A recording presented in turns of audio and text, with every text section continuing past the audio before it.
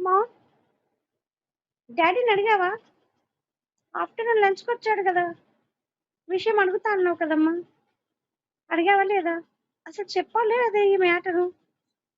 మా ఫ్రెండ్స్ అందరు ఫోన్ చేస్తున్నారు మామ్. చెప్పు మామ్. డాడీ లంచ్ చేయగానే కాల్స్ చాలా వచ్చాయి, అందుకని డాడీ ఎమర్జెన్సీ అని వెళ్ళిపోయాడు. అందుకే ఈ మ్యాటర్ చెప్పలేకపోయాను.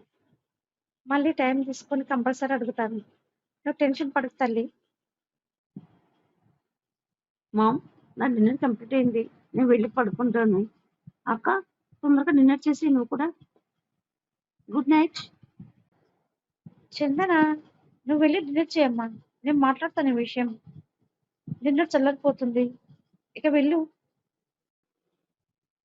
ఓకే మామ్, నేను ఇప్పుడు డిన్నర్ చేసేస్తాను.